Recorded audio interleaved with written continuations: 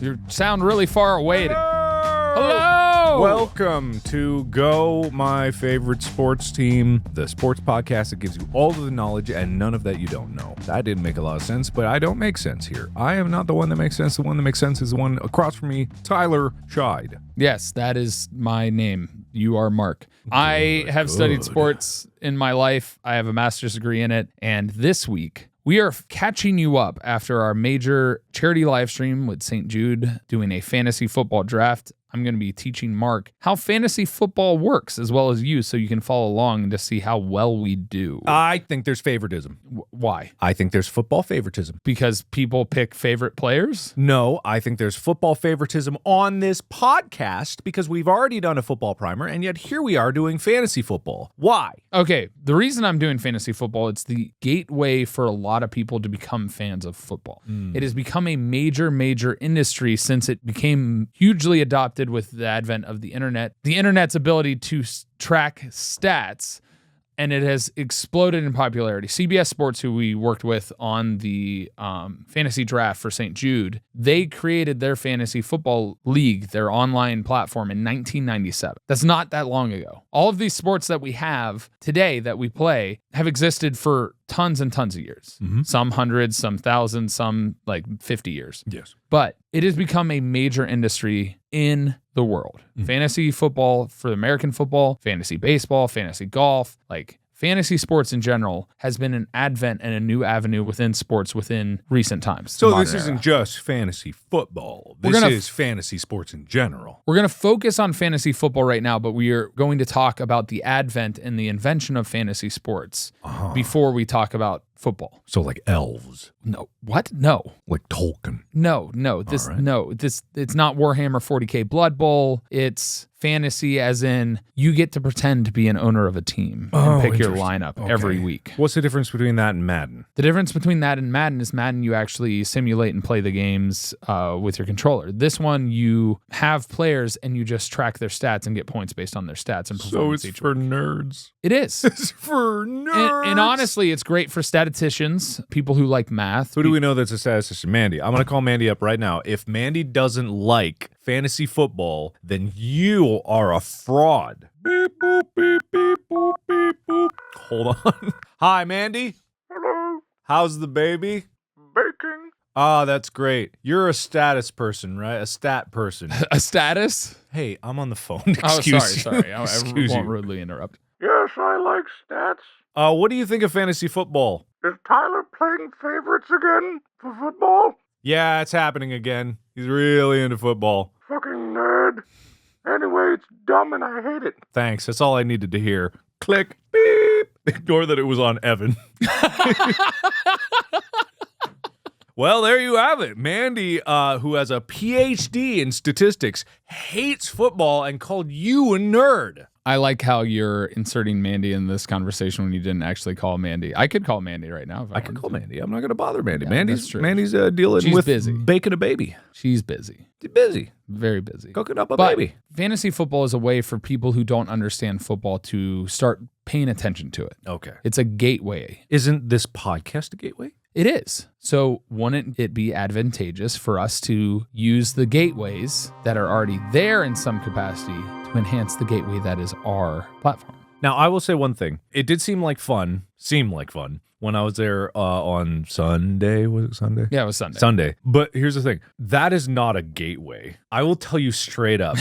Fantasy football is not a gateway into getting into the sport. You have to know so much. You do. Because it's like it is the cart before the horse, definitely. Because just me trying to make choices and then the people on the call that were like, do you regret your decision? And I'm like, no, I don't, because I have no clue what I'm doing. So I would disagree with the idea that it's a gateway. It's a gateway in the sense of if you are with people and have a general understanding of the team, because that's the biggest part is you didn't understand is the lineup that you had to work with. Mm-hmm. I think if you understood the lineup Yeah. and then picked random players, it would have made more sense.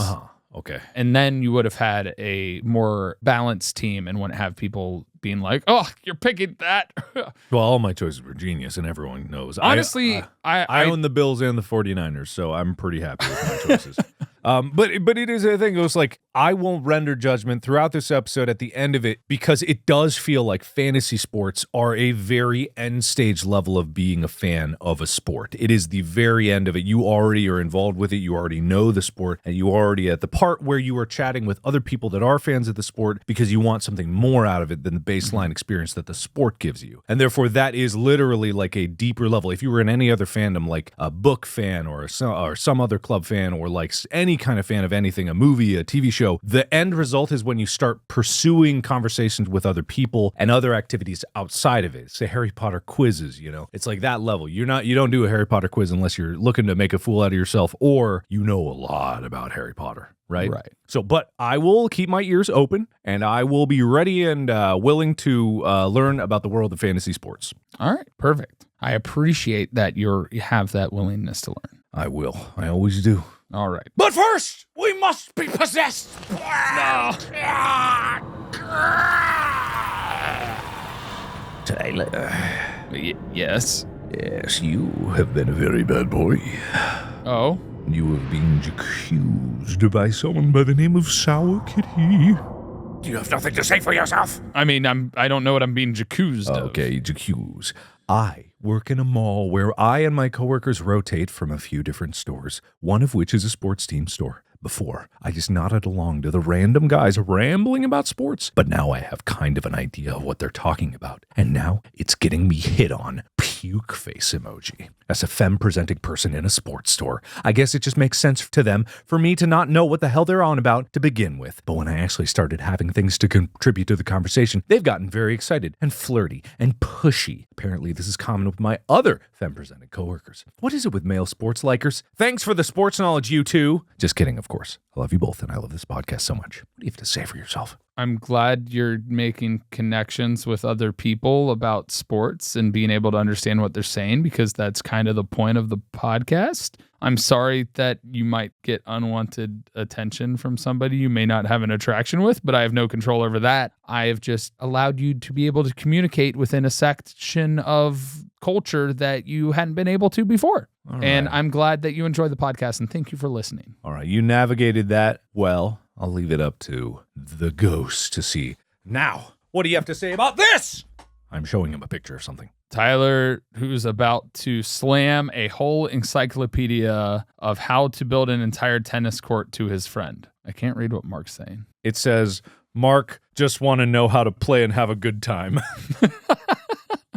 However, I will say people did think that you were the most comprehensive in that tennis one of most of the primers. You've started to really hone in your skill on the primer ability. I've been really trying to give my full attention to each sport as I present it moving forward.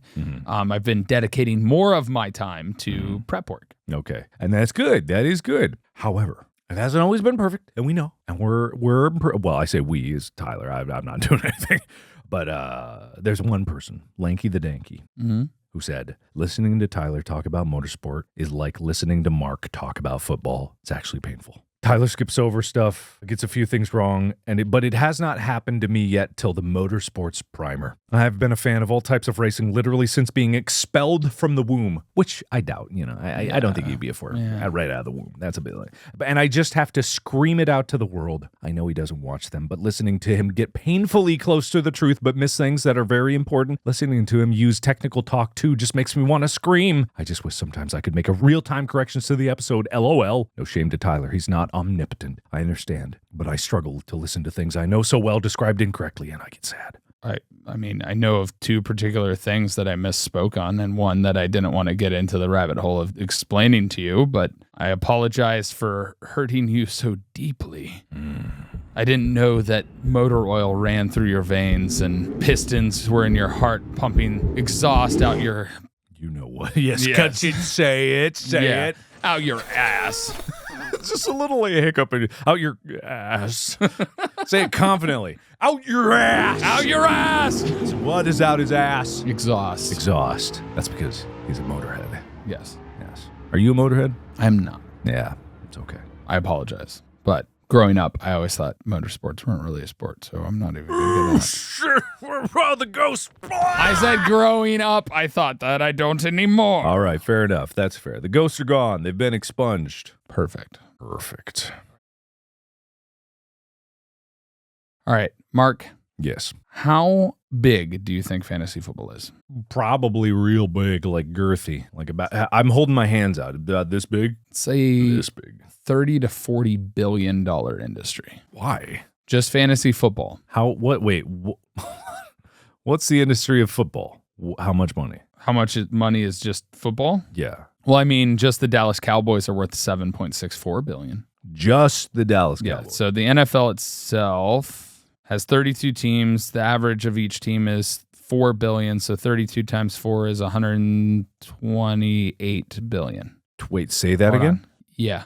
Wait, say, you just said yeah again. You didn't say it again. 4.14 times 32, Mm-hmm. because that's just the average NFL team worth, Uh-huh. would make it a $128 billion industry. That's so much money. That's so much money. That's so much money. Why? Yeah. In the US in 2018, the NFL revenue-wise was $18 billion. That's just revenue.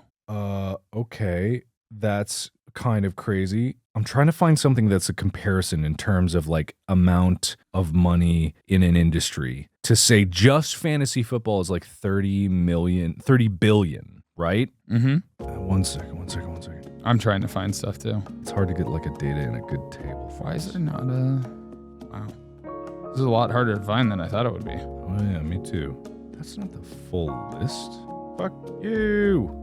Okay, so the digital and advertising and marketing market in the US, this is everything that's advertising and marketing, Yeah. is 155 billion. In all of advertising. Yeah, it says the digital advertising and marketing market in the US is estimated at 155 billion in 2021.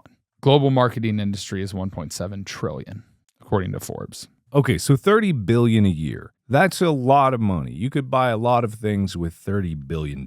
What is generating that revenue in fantasy football alone? Well, primarily, to be completely honest, it is gambling. Boo! Boo! Boo! Gambling! Boo!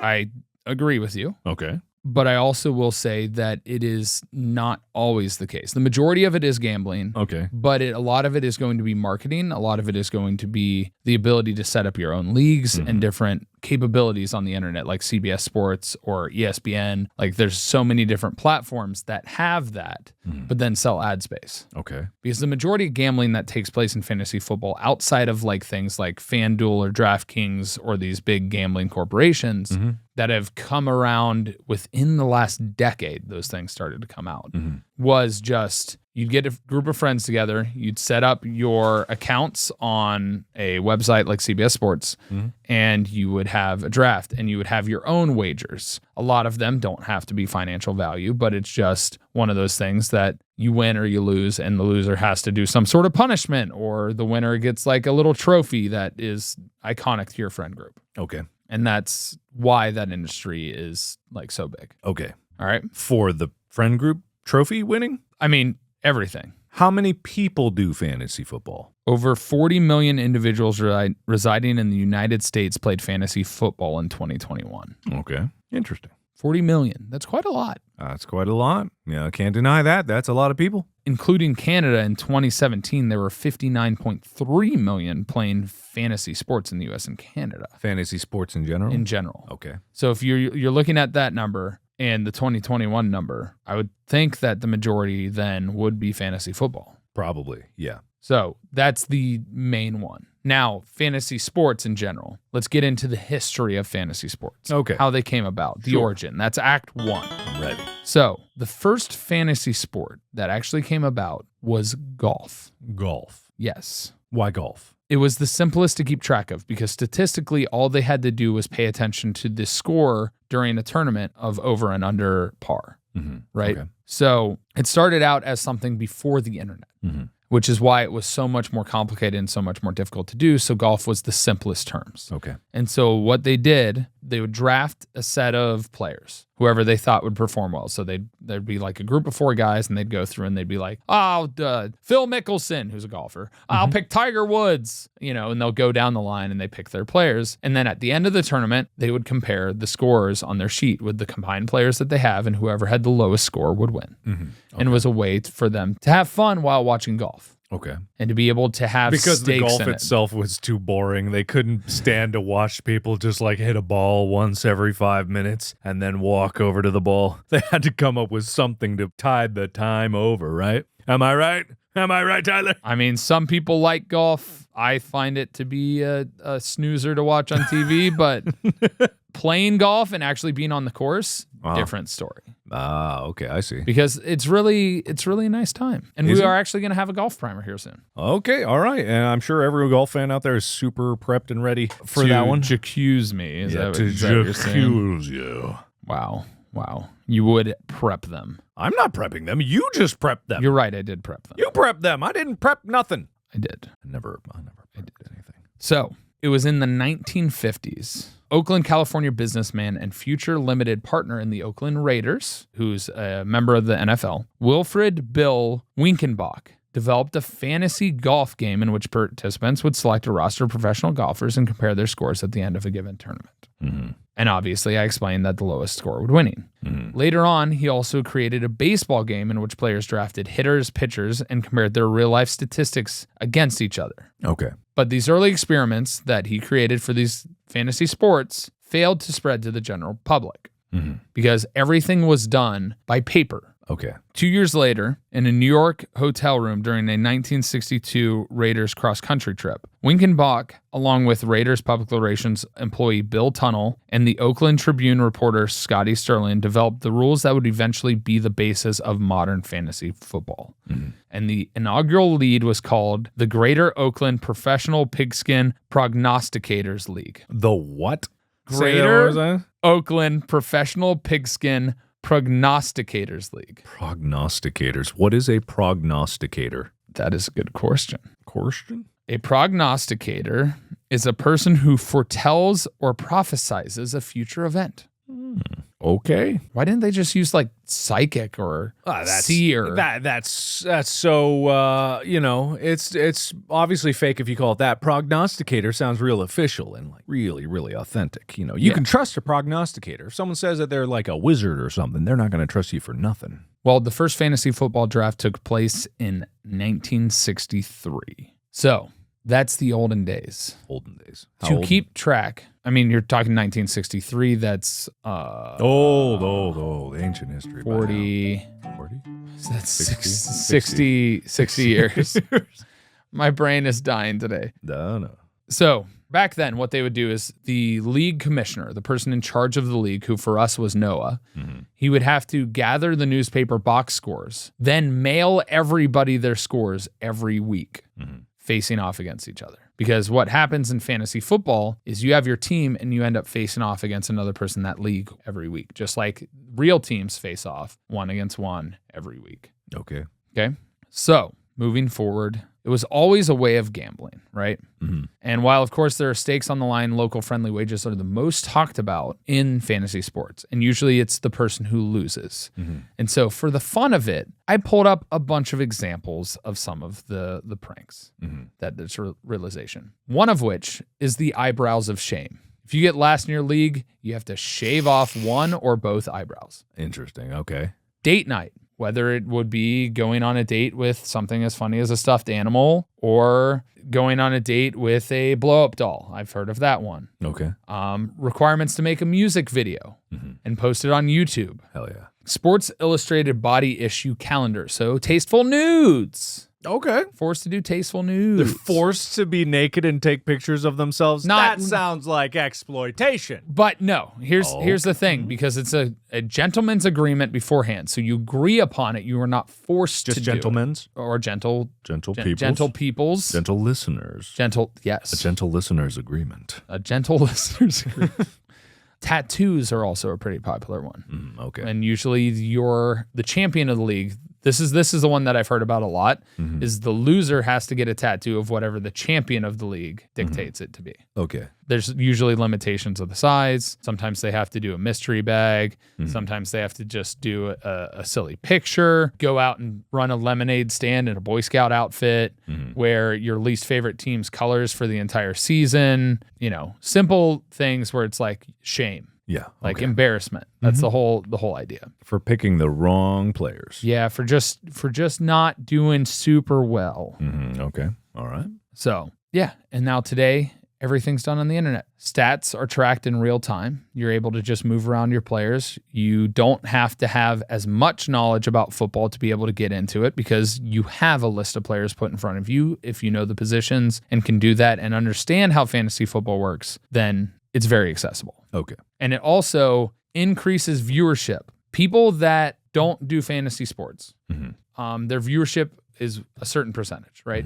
Once they get into fantasy sports, their viewership increases by 3% in football. I think it was like of every game. So it's 5.4% of games they watch, and then it goes up to 8.4% of games they watch. Okay. Roughly. So it's not just a 3% increase. That would be nearly a 60% increase in their previous viewing. Previous viewing, yeah. 3 additional percent. I was about to say, because 3% is not a lot. Right. But if they watch 5% of games and then go up to 8, that is a considerable jump. Correct. Okay, gotcha. So now we're going to get into Act 2.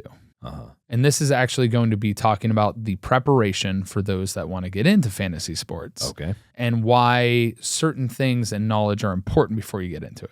And this is my fault for not properly preparing you before our draft. Okay. Preparation. Act 2. What do you think is the most important factor for success in fantasy? Luck. Luck. You can't deny you're it's not luck. wrong, but within your control. Not getting screwed over by everyone vetoing your picks. No. Going first in the round robin. No. These all seemed like pretty important things when I was there. No. The answer to this is not necessarily your knowledge on the sport itself, but it's understanding the scoring of your league, your competition, the players that are available each time you are up, whether they're injured or they've been drafted by somebody else, things along those lines. Okay. Team schedules, understand bye weeks when your players aren't going to be able to play. Okay. Like styles of play and then valuation of positions based on the scoring system that you're doing. Okay. So in fantasy football, there are 3 major scoring types. You have your standard rules. You have your PPR leagues. There's technically a half PPR league, but we're going to skip over that. And then you're going to have one that adds, it's really using either standard or PPR, and it adds a defensive position to it. It's an extra wrinkle, you could say. Okay.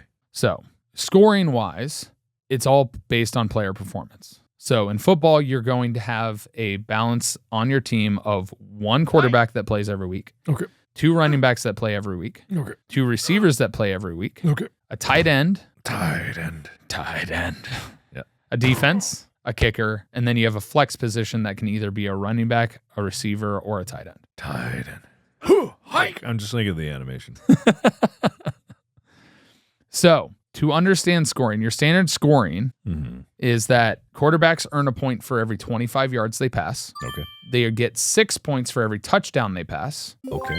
If they decide to run, it's 1 point for every 10 yards they run. It becomes -1 point for every 10 yards they lose. And rushing touchdowns are worth 6 points. That's just same. You said touchdowns were worth 6 points before? Yeah, they're 6 passing and 6 rushing. They're the same. So they're both 6. Correct.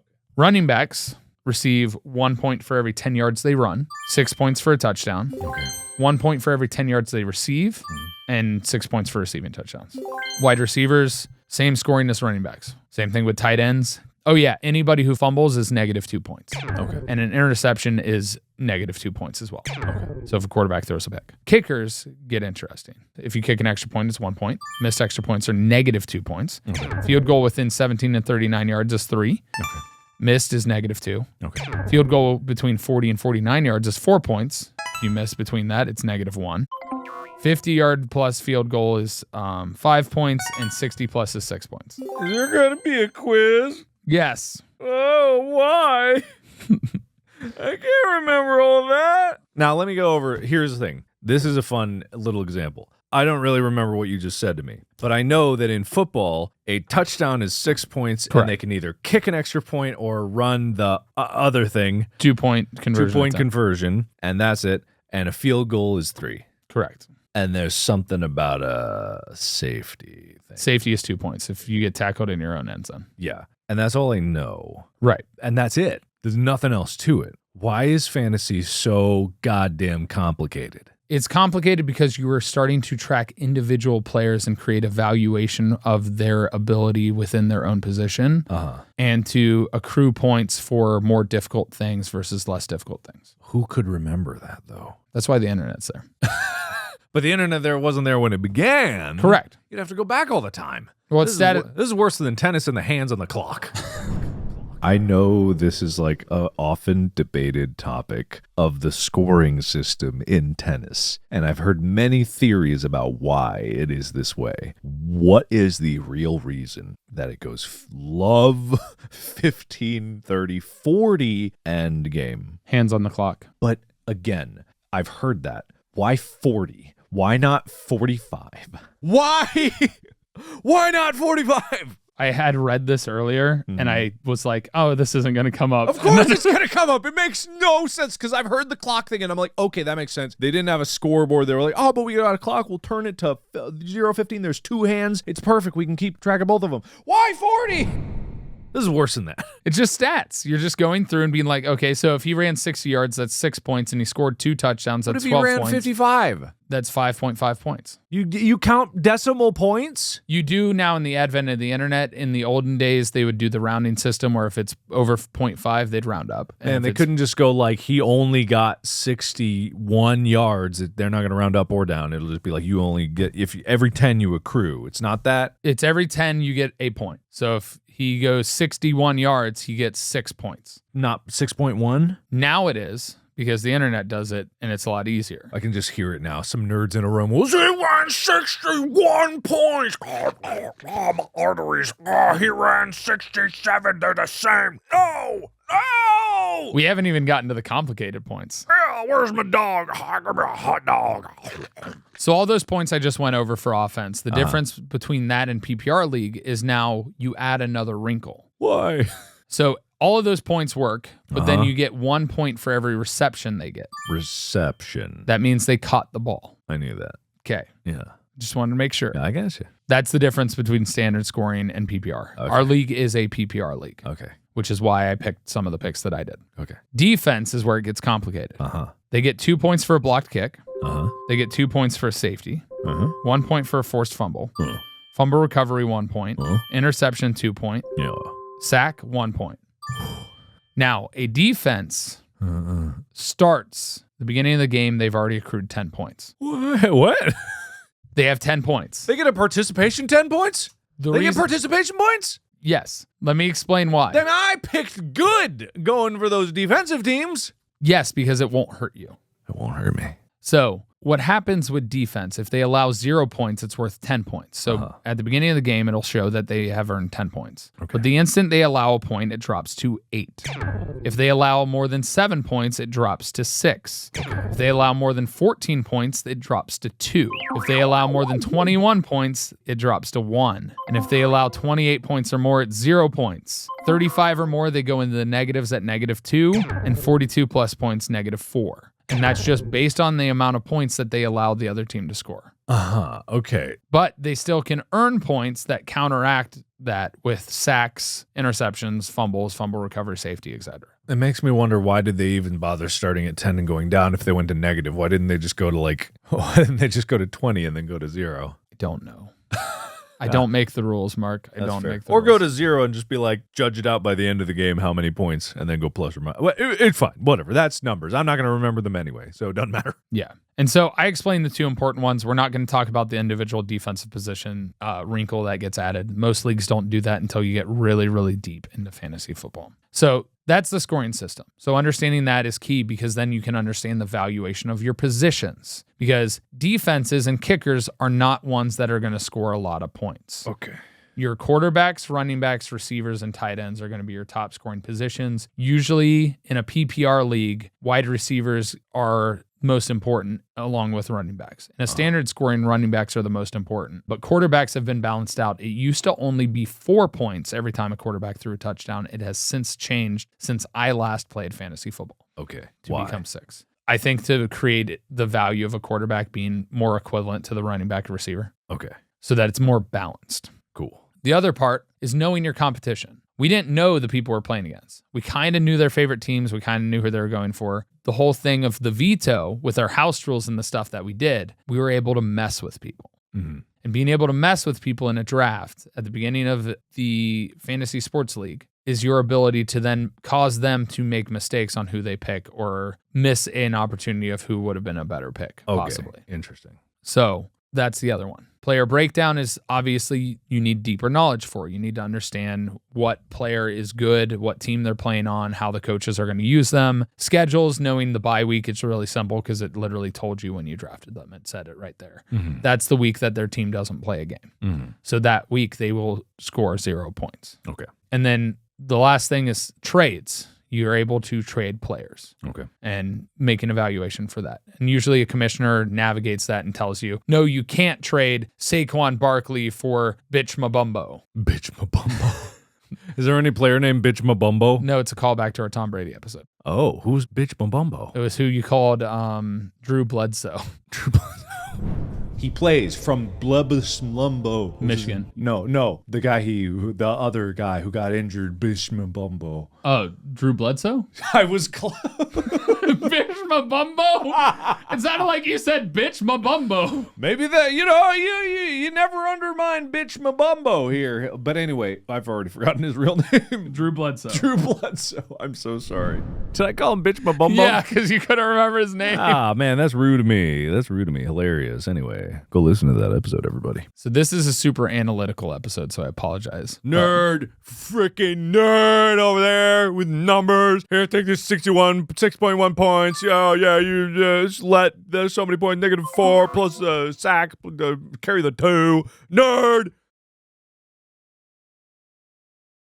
So on to Act 3. Oh, okay, cool. Draft, play, win. Draft, play, win. What does Yes. that mean? Draft, play, win. Draft, play, win. Go on. All right. I didn't find anything. Draft day, which is what we did on Sunday. Uh-huh. Usually at the beginning of draft day, you have friendly wagers, which we talked about. There are Yes. things that happen if we lose in a certain week. We have Nude the Ice Bucket pics. Challenge. Yeah, nudes. No, Nudes. You're going to that- send me nudes. I You will send me nudes. win. I did. You what? will. You'll know. I don't. Why? You will. Do you want them? It's not about what I want. You will. Anyway, on draft day, one of the key things is if you prepared, stick to your plan. Know your valuation of players, do all of that. Okay. Play mind games with people, misdirect, Okay. lead them to think that you want a certain player, but you don't want that player. And then draft your team and make sure you have all the positions that you need, Okay. which I listed your active roster, quarterback, 2 running backs, 2 receivers, tight end, defense, kicker, and flex. Okay. And that goes for all fantasy sports. There are certain numbers of positions that you can have. In most fantasy football leagues, you usually have a roster of 15 players, which is what we have. Some do 14, some do 16. It varies per league rules. But it's the same thing, like they had a specific number of golf players you could have in the original golf fantasy sport, a specific number of baseball players you can have, etc. So making sure that you're picking enough to be able to fill your entire active roster is a big deal. Okay. And I will say, Mark, you picked some good players. Thank you. You picked a solid defense with the 49ers. Kyler Murray is a very good outlook for a fantasy quarterback. Good for me. You picked ETN, who's the running back for Jacksonville, who is likely to have a promising season this year. You made some good calls. Playing the actual game. That's setting your roster every week. So moving players around, getting rid of ones that are injured that might be out for the season, dropping them and picking up a free agent, somebody who's available, or trading with somebody to get a better player because they need a certain position. Okay. Paying attention and setting that lineup to make sure that all of your players are playing that week because they can't get points if they don't play. Paying attention to their matchups of what defense or offense they're going against. And then have fun with it. The reason fantasy sports is so appealing to people is it connects people in a greater sense. When you have friends all over the world, when you then start watching the football game and you're competing in your fantasy league, you're able to connect with each other because you're like, oh, my player just scored a touchdown, or haha, your player just fumbled. Like, it gives people a reason to come. to talk. It's another way for people to connect through sports that they otherwise wouldn't unless they were able to be local and go to a game or sit on the same couch. All right.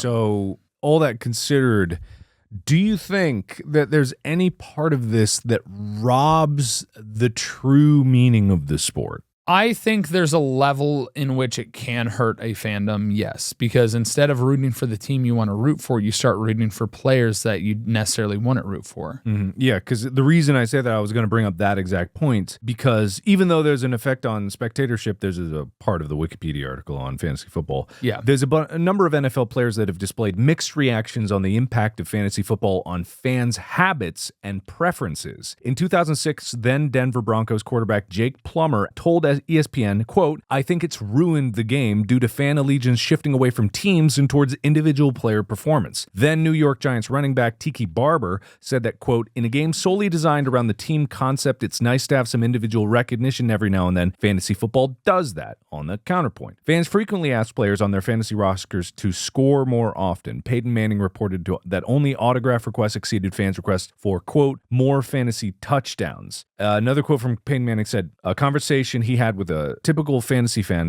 went like this. Hey, great game last week. Yeah, but we lost. But you threw 5 touchdowns, and that's all I need from you." Another person by the name of Kyler Murray, someone said, at Kyler Murray's Instagram, "You fucked me over in fantasy, bro." Yeah. And then in response said, "I could give 2 shits." Yeah. So do you think that it might be a minority of people that do that, of course. There's always Correct. toxic people, even in the normal fandom. But do you think that this just kind of exacerbates it so that people, instead of attacking, like being mad at a team, they start attacking people individually? I do, and I think there's a certain level of pressure that players then are put under as people like talk about them drafting, each other in a fantasy league, or people on social media. Mm-hmm. The advent of social media and toxicity of people getting mad at somebody for something that they didn't purposely do because they're going out there to win a game. I will say that it possibly adds to egos of players because the players are like trying to score their fantasy points because they don't want hate from people, and so then they're pressuring their teammates to be like, give me the ball more. Mm-hmm. So there's a certain level of where I think it does impact the game more than people realize, especially with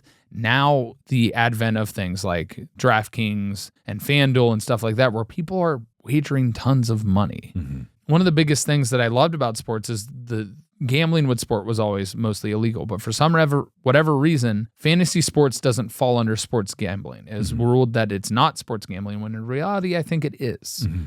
And so I personally, I like it in the sense of just being like, oh, I can just have fun with friends and do that. I don't take it seriously. It is what it is, and it's a great way to interact and engage with people. Like Evan, I helped him draft his league last year, and he did pretty well, and it was just kind of me and him being able to talk football every week. Cool. And that's what I like about it. That's why I personally don't believe it should be a thing that you put money on, that you have stakes in, other than something that's fun between you and friends. Mm-hmm. Gotcha. And I think it's one of those things where it's an element of connection, but it also has that negative trait to it. Gotcha. Yeah, there is a study, according by the FSGA. I'm not sure what the FSGA is. Let me check. Fantasy Sport and Gaming Association. My apologies. Fantasy Sport and Gaming Association did a study. According to the study, 19% of American adults participate in sports betting or gambling. The same percentage of American adults participate in fantasy sports. So there probably is a very, very circular Venn diagram overlap of people that participate in gambling and do enjoy fantasy sports, just because it does appeal to that. Correct. I bet I'm better than you. I'm a pick better than you. And all on red, baby, boom! And then, that I get that feeling. And I see that. I was doing research on this in the various fantasy football subreddits, mostly just our fantasy football. There are many, many posts of people being like, has fantasy football diminished your appreciation for football? And people go like, it's really good when it's good, and it really fucking sucks when it's bad. It's real good. Like, I become overly competitive and a sore loser, so when I lose, it bothers me more than it rationally should. That's why I stopped doing fantasy. I did fantasy football 1 year, and I found myself rooting for players instead of the team I wanted to root for. Mm-hmm. Yeah, quote, "It makes me pay attention to a lot more teams, but mostly makes me miserable." These are common things that also gamblers say. Yeah. It's like, when it's good, Stakes. it's good. You're invested. You're invested in stakes, and that's good. Like there are limits to everything. You just because you're invested in something doesn't mean you're addicted to gambling or anything like that. But it can be a trap for people because they get so heavily invested into it that it does become like a feedback loop. And it makes them focus less on the game. Because when you say like it's an excuse to get together and talk about the sport, isn't getting together and watching the games every week kind of like the talking about the sport? But sometimes it's one of those things that, I mean, overseas or different people from different marks. And you could argue that. But sometimes, you know, like we grew up in Cincinnati. Wade and I are obviously Bengals fans. But I have people who are fans of like the Panthers or Tampa Bay. And being able to talk with them like Will, the producer for some of your major big projects like Heist. Yeah. He's a big Tampa Bay guy. And me and him have had good conversations about player performance and different stuff like that. It makes you pay attention to greater details of different things that are happening with different players. And to a point, that's a good thing because you're learning the game more. You're understanding why that didn't work or how the plays elemented. But it's all based on how you decide to look at it. If you're investing so heavily that if I lose, I'm losing everything, then you're getting into a problem where you're getting over competitive and addicted. Yeah, that's not good. And what I'd say is like, I don't disagree that fantasy football is a good way to get into football. I think that any avenue that gets you interested in something is okay. For example, I am very interested in Warhammer 40K. Do you know how I got into Warhammer 40K? I have no idea. It is not the many incredible YouTube videos that were made about and still made about Warhammer 40K, great lore breakdowns, all this stuff. I went into it with the nerdiest way possible. I went to the wiki. I read the Warhammer 40K Wikipedia. There are two different versions. There's the Lexiconum, and then there's the other one that I don't really remember. I think it's the lesser of the two, but I'm not sure. I might be getting that mixed up. And I read every single page. I read every single page of that wiki. This is not an exaggeration. This is not a lie. I read every page because every time there was an article at the bottom, you know, throughout there are hyperlinks that link to other things on the wiki. I just kept clicking and clicking and clicking and clicking and clicking. And I didn't know the first thing about playing the game. I like Warhammer 40K, the story and the universe. I do not play the game. I don't care about the game. I don't care about the scoring system of the game. I don't care about the figurines of the game. I don't care about painting figurines. I don't care about the rules. I don't care about any of it. It's a whole facet of Warhammer 40K I couldn't give two shits about. I just like the story and the lore. And I think that if I'm going to take away anything from this, is that like fantasy football, it has its ups and downs. But moreover, it's the same reason why people like sports, right? It's about the connection you're making with people. Yeah. And if you're making a connection, that's good. If you're not making a connection, you make it too much about the game and you get too invested in anything, that's bad. Just like anything in life. If you take it too seriously, you know you're never going to get anywhere. Also, gambling's bad. Don't gamble. Don't do that. But in conclusion, the biggest thing that I want to say is just play responsibly, do it for fun, not money. Don't gamble. That was literally in my notes, literally right in front of me. Yeah. But I also want to bring attention to the point of Tiki Barber, what he said of like, it makes being able to get individual acknowledged success from fantasy football. One of the greatest things that I realized the first time that I played fantasy football was not that I was necessarily rooting for the players to do well. I was obviously doing that. But I was starting to realize and see the players as individuals and recognize them as people more. Because obviously you see all of the stuff they do on the field and they're athletes. And a lot of people see athletes as these warriors, invincible objects that are there for your entertainment. But when I started playing fantasy football, I started looking at their stats and seeing injuries, recognizing how injuries impact them. You look at how their attitude is after a game, whether they feel defeated or are on the rise and excited and energetic. You get to understand more about individual players and what they provide to the team and how much interconnection is required. For a running back to perform, you have to think about the offensive line and who they're playing against or the play calling that's existing. It's the thing to me that fantasy sports somewhat gives you, if you're just a general spectator of a sport, is it gives you a greater understanding because you start having some extra investment to where I want to know how this works and why this player would score more points than another player. And it gets you to the point to where then you start looking at the greater aspect of like what the front office does and what players they're bringing in, who they're drafting, why they're drafting. It can be used as a gateway, but it can also be used the thing that takes you deeper into the sport and the understanding of all of the different processes that go into building a successful team. Okay. All of that went right over my head. I'm sorry I zoned out. I just kept hearing a loop in my head. Nerd.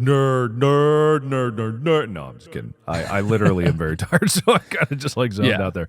But I do get what you're saying. I do. However, people, you've done a lot of football talk, Tyler. There's a lot of sports out there. I know. What about other fantasy sports? Other fantasy sports? Like golf or baseball or baseball. I mean, we talked about golf. Golf is the simplest form of fantasy sport. Okay. I've never played fantasy baseball. That one is far too complicated for me, and I love baseball and baseball stats. Yeah, fantasy baseball. I've Because it's not like you score a touchdown. Batting average is going to be an issue. Like, you want them to score runs. You want them to hit well if they're a batter. And then pitcher is trying to not have them score runs. The way they score it is just, it's not as parallel to the game itself that Yeah. it's so confusing. So that one's for nerds. That one is the very big, like, I love stats. I love analytical stuff of sport. I mean, baseball in general is a stat person's sport. Yeah. All right. Fair enough. So Well, I hope you guys at home learned a lot about fantasy sports. If you want to give them a try, they're available for most of the larger sports out there, I imagine. But Yeah.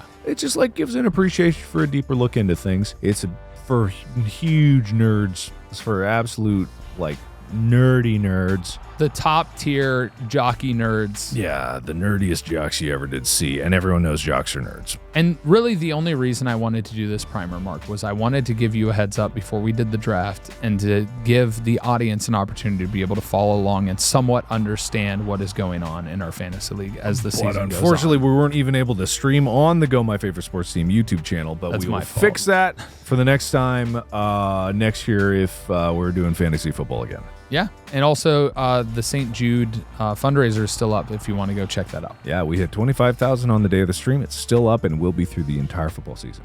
Yes. So feel free if you want to donate to St. Jude. If you were going to donate to St. Jude anyway, which is always a good cause, why not pick this one? All of it goes to the same place. Exactly. All right. I guess that ends it for this one. As far as my judgment, what was I going to judge? I was going to render judgment. You were going to render judgment of something. Favoritism. Or Favoritism, something. Favoritism. Are you? Yes, you are a football favoritist. I am. You favoritize football. I did one football primer and then I did the fantasy football. Isn't primer. football your favorite sport? No. What's your favorite sport? It depends on if you're asking watching or playing. Watching. Watching? Yeah. Honestly, I enjoy baseball a lot if it's in person. Playing. Playing? Water polo. All right. He's not a football favoritist. So everyone on the subreddit. I also love World Cup soccer. When World Cup soccer is around, that's my favorite. Why haven't we done a soccer primer? Well, we're getting there because the World Cup's in November. Why haven't we done it? Why haven't we done it? Hey, listen, It's the most popular sport in the world. You're right. What about fantasy soccer? I don't know if that exists. I'm sure it does somewhere. Fantasy soccer? Yes, it does because the Premier League. Oh, interesting.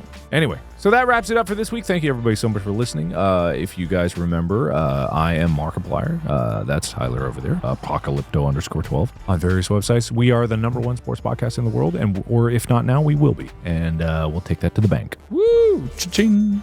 That's the bank. Will can put in the sound. Oh, sorry. I was, bye. The weakest ending.